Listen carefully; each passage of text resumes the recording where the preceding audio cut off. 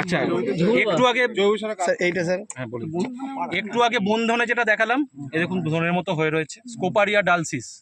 এই যে আমরা ধরুন কোনো কারণে হার্বিসাইড দিয়েছিলাম, মরেনি, সেটা বেঁচে গিয়ে কি অবস্থা বুঝতে পারছেন? কতদিনের গাছ, পুরোনো গাছ। আচ্ছা এটা হচ্ছে তেকোনা কাণ্ড, পুরোটাই নিরেট, কোনো গাঁট নেই। সাইপেরাস, সাইপেরাস স্পিসিসটা হচ্ছে ইরিয়া, সাইপেরিয়াস ইরিয়া হচ্ছে বিন্দিমুথা, এটা ঘাস। মুথা বা চওড়া পাতা জাতীয়। এটা নোনতা ঘাসও আমাদের নামে পরিচিত।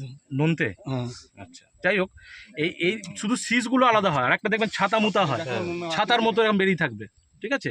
আর একটা হয় বেগুনি মুথা, মানে যে ফুলগুলো হবে পুরো পার্পল কালারের হবে, বেগুনি কালারের, বেগুনি মুথা। এটা হচ্ছে বিন্দি মুথা বা জল মুথা। এটা হচ্ছে জলা জমিগুলো, মানে যে জমিতে জল থাকে ধান জমিতে সেখানে বেশি হয় এটা। এটা মুথা বা নলখাগড়া জাতীয়।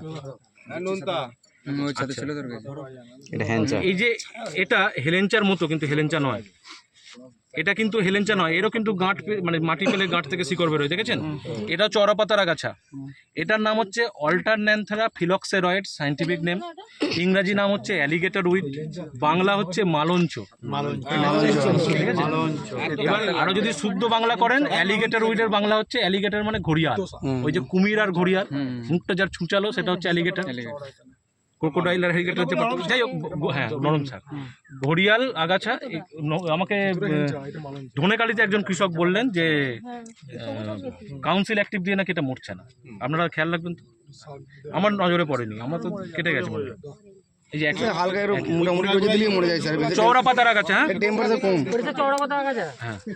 আচ্ছা একটু আগে যেটা বলছিলাম, এখন ফল ধরেনি, মন ট্যাপারি, আপনারা যেটা পটকা বলেন, ফাইজালিস মিনিমা, মন ট্যাপারি, ঠিক আছে? চওড়া পাতার আগাছা, শীতকালে পেয়ে যাবেন প্রচুর। আলু জমিতে হয় তো? হ্যাঁ হ্যাঁ, শীতকালে বেশি হবে।